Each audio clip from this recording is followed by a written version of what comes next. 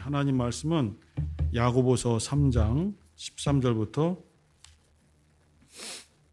18절까지입니다. 야고보서 3장 13절에서 18절 말씀을 함께 합독하도록 하겠습니다. 시작. 너희 중에 지혜와 총명이 있는 자가 누구뇨? 그는 선행으로 말미암아 지혜의 온유함으로 그 행함을 보일지니라. 그러나 너희 마음속에 독한 시기와 다툼이 있으면 자랑하지 말라. 진리를 거스려 거짓하지 말라. 이러한 지혜는 위로부터 내려온 것이 아니요 세상적이요 정욕적이요 마귀적이니 시기와 다툼이 있는 곳에는 요란과 모든 악한 일이 있음이니라. 오직 위로부터 난 지혜는 첫째 성결하고 다음에 화평하고 관용하고 양순하며 긍휼과 선한 열매가 가득하고 편벽과 거짓이 없나니 화평케 하는 자들은 화평으로 심어 의의 열매를 거두느니라. 아멘. 위로부터 난 지혜라는 제목으로 함께 말씀을 나누겠습니다. 13절에 보니까 13절 뒷부분에 보면은 지혜의 온유함으로 그 행함을 보일지니라 했습니다. 지혜를 나타내야 돼 온유함으로 나타내라. 어려운 말씀이기도 하죠. 근데 세상에서 수많은 분야에서 수많은 사람들이 지혜를 사용합니다. 그런데 그 지혜가 좋게 선하게 나타날 때도 있지만은 많은 사람에게 상처를 주고 많은 사람을 아프게 하고 심지어 다른 사람들의 목숨을 빼앗는데 이 지혜가 사용되기도 합니다. 굉장히 파괴적이고 굉장히 세죠. 근데 성경에서는 그 지혜를 온유함으로 나타내야 된다라고 표현했습니다. 전세 사기 같은 경우가 상당히 뉴스에 많이 나오고 대전 지역도 상당히 많더라고요. 전세 사기가. 그다음에 서울에 보면 화곡동 주변으로 빌라에 연루된 전세 사기 피해자가 있고 그것 때문에 국회에서 시끄럽고 그런 상황이잖아요. 근데 이것이 상당히 세상적으로 좀 머리가 돌아가고 또 지혜가 있어야만 이러한 어떤 것들을 꾸며낼 수가 있잖아요. 근데 이러한 지혜들은 다른 사람을 파괴시키잖아요. 다른 사람을 아프게 만들고 다른 사람들을 완전히 좌절시키잖아요. 이러한 지혜는 안 되는 것이죠. 15절에 있는 것처럼 이러한 지혜는 위로 곧 하나님께로부터 온 지혜가 아니라 세상적이고 정욕적이고 마귀적이다 이렇게 표현했습니다. 우리가 이제 배우고 알기로는 마귀가 타락하기 이전에 루시엘이라는 이름으로 우리는 배워왔고 상당히 아름답지만 또 한편 지혜가 충족한 자다라고 성경에서 표현하고 있습니다. 지혜가 충족하다는 거예요. 상당히 다른 천사들에 비해서 지혜가 뛰어나다는 것이죠. 그런데 그 지혜를 파괴하는데 하나님의 질서를 파괴하는 데 사용했어요.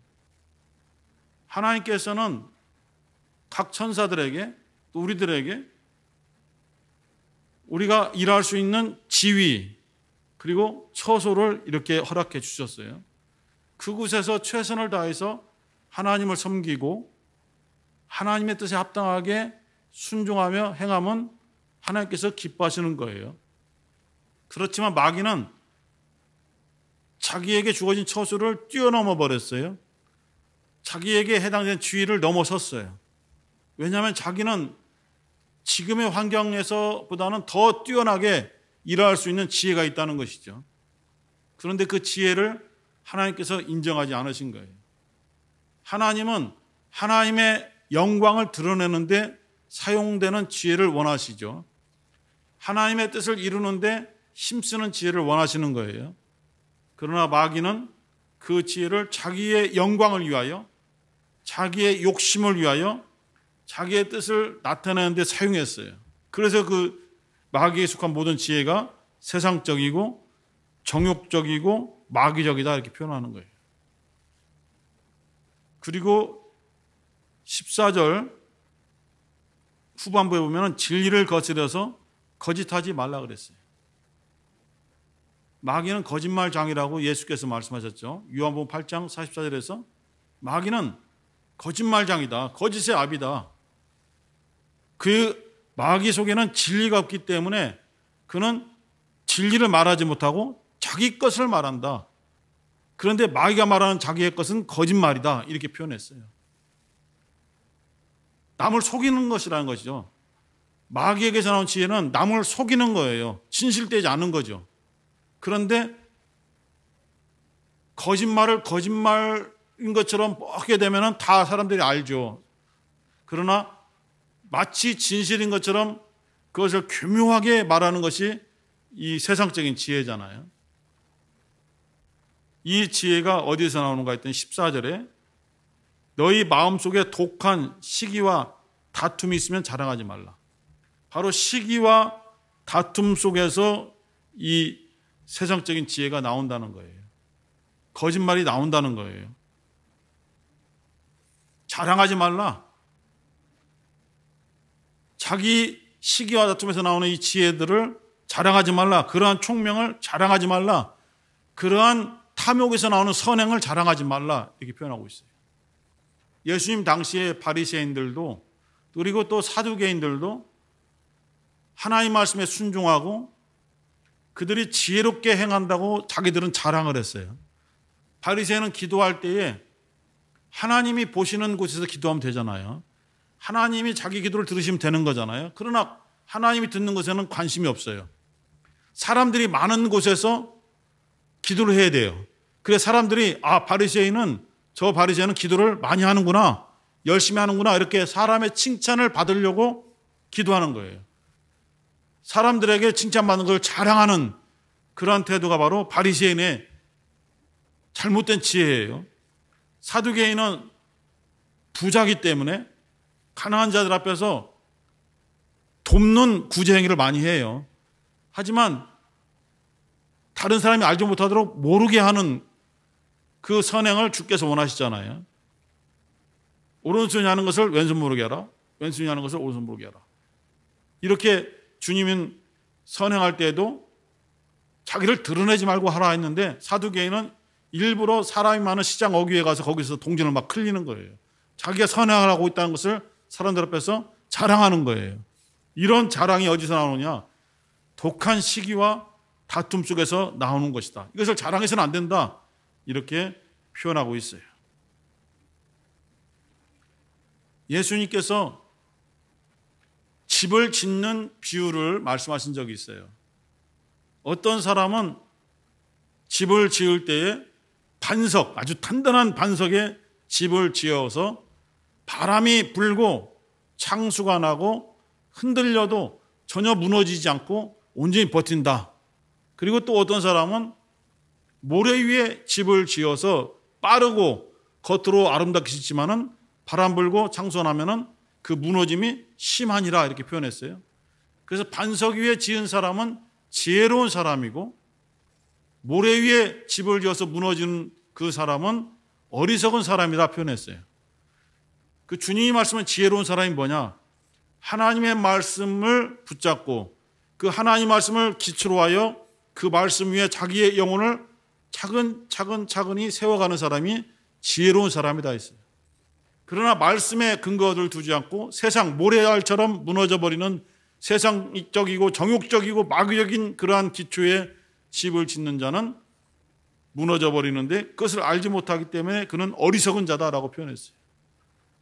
이렇게 오늘 본문에서는 지혜에 대해서 말씀하는데 위로부터 난 지혜가 있고 아래로부터 난 지혜가 있어요. 마귀가 주는 지혜, 세상에서 주는 지혜, 정욕적인 지혜가 있어요. 그래서 우리는 어떠한 지혜를 하나님 앞에 간구해야 되는가? 바로 위로부터 난 지혜를 간구해야 되는 거예요. 야고보서 4장 1절부터 3절까지 한번 읽어보겠습니다. 야고보서 4장 1절부터 3절까지 시작. 너희 중에 싸움이 어디로 다툼이 어디로 조차 나느뇨? 너희 지체 중에서 싸우는 정욕으로 조차난 것이 아니냐? 너희가 욕심을 내어도 얻지 못하고 살인하며 시기하여도 능히 취하지 못하나니 너희가 다투고 싸우는도다. 너희가 얻지 못하면 구하지 아니하며 구하여도 받지 못하면 정욕으로 쓰려고 잘못 구함이니라. 정욕. 이 정욕에서 나오는 것은 다툼, 시기, 그리고 잘못된 결과를 나타낸다는 거예요. 기도할 때에도 아무리 많이 하고 열심히 해도 왜 응답이 없느냐? 그것은 정욕으로 쓰려고, 세상적으로 쓰려고, 마귀가 좋아하는 마귀적으로 쓰려고 그렇게 구했기 때문에 응답이 없는 것이다라고 말했어요. 그러면 우리는 어떻게 기도해야 되는가? 하나님의 뜻에 합당하게 쓰려고 기도를 하는 것이죠. 그럼 그 응답을 받게 되면 그 응답이 하나님의 뜻에 합당하게 쓰여지도록 기도하면서 우리가 행함으로 나타내는 거예요. 하나님이 할 때 지혜가 없으면 굉장히 힘들죠. 왕 또는 장군 이 옆에는 항상 참모들이 있어요. 참모. 아무리 용맹하고 힘이 있고 대단한 장군이나 왕이라 할지라도 옆에서 지혜를 제공해 주는 자가 있어야 그 왕이 전쟁할 때, 장군이 전쟁할 때에 낭패를 보지 않고 승리할 수 있도록 도와요. 어떤 장군이든지 어떤 왕이든지 옆에 지혜를 제공해 주는 자가 있는 거예요. 예를 들어서 중국의 삼국지에 유비를 돕는 지혜로운 자가 누구예요? 제갈공명이지 않습니까? 항상 지혜를 줍니다. 전면에서 싸우진 않지만은 앞에서 싸운 사람이 실수하지 않고 또 패하지 않도록 계속 지혜를 공급해 주는 거예요. 이렇게 해서 이런 방향으로 움직이시고 이렇게 해서 이렇게 하면 저쪽이 무너집니다라고 지혜를 제공해 주는 것이죠. 그래서 항상 지혜의 귀를 기울이고 그 지혜를 받은 다음에 잘 판단해서 행동으로 옮기면 되는 것이죠. 우리는 그 지혜를 하나님께로부터 받는 거예요. 하나님의 주시는 지혜를 우리가 사모하고 그 지혜로 이 세상에서 이겨나갈 수가 있는 거예요. 우리 고린도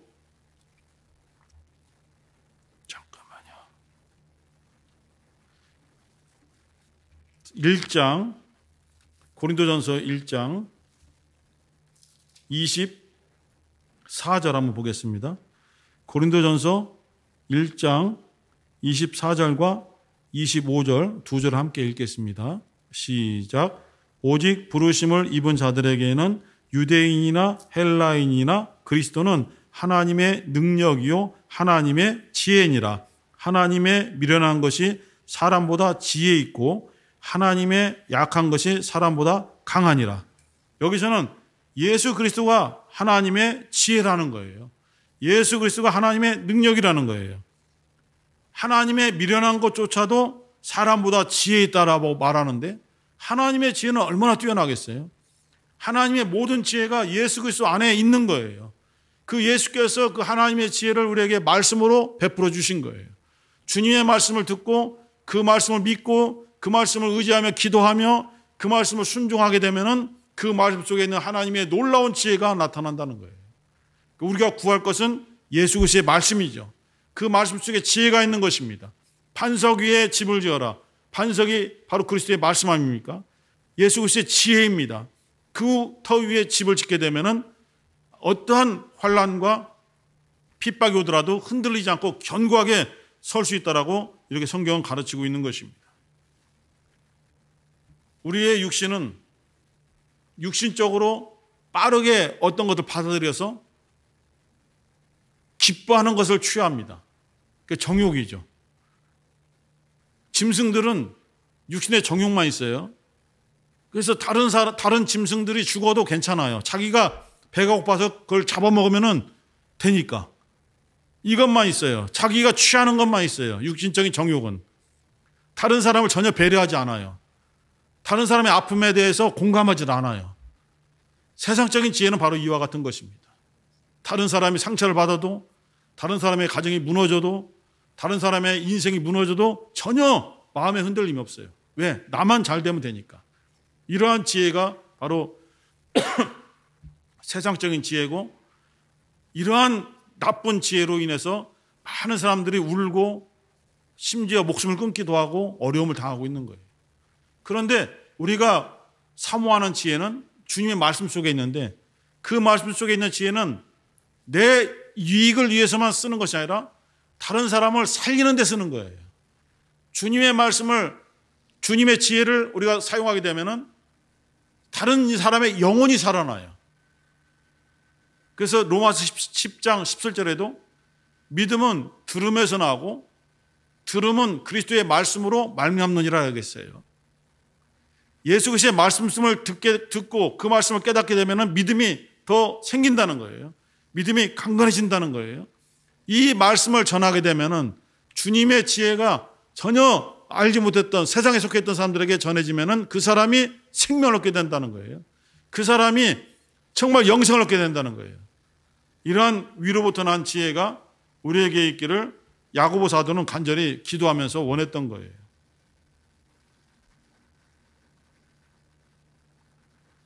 다시 본문에 돌아가면은 야고보서 3장 17절에 위로부터 난 지혜에 대해서 특성을 이렇게 하나씩 써놓았어요.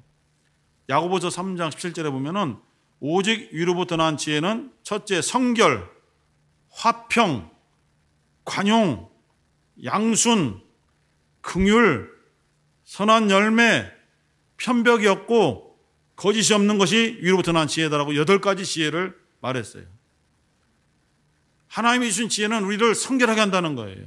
더러움에서 우리를 분리시키셔서 거룩한 생활하게 해주신다는 거예요.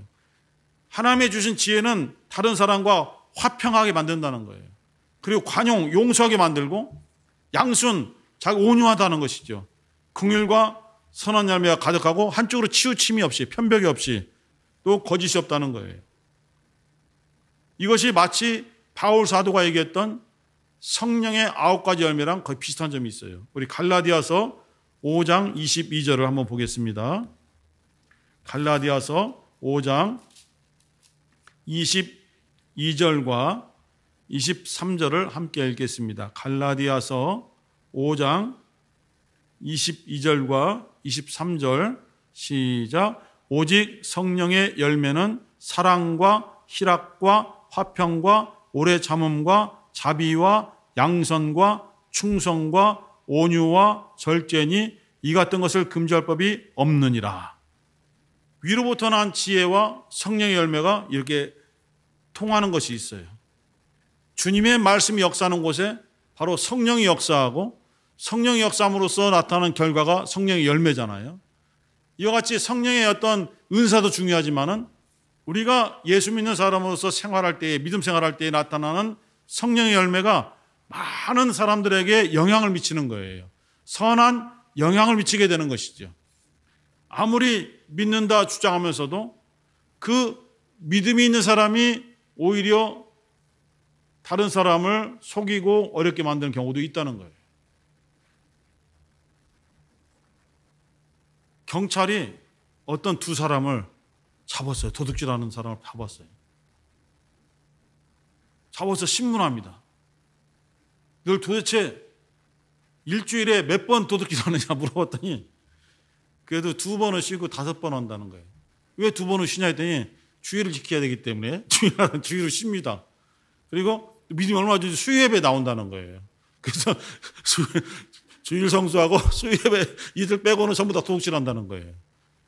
이게 잘하는 것이 아니라 자기들은 떳떳하게 얘기한 거예요. 그래서 주의를 쉰다고 했는데 사실은 믿는 사람이 이렇게 세상 사람들에게 더 안 좋은 영향을 미친다는 것은 입으로는 믿는다 하지만 행함으로는 믿음이 없는 거예요.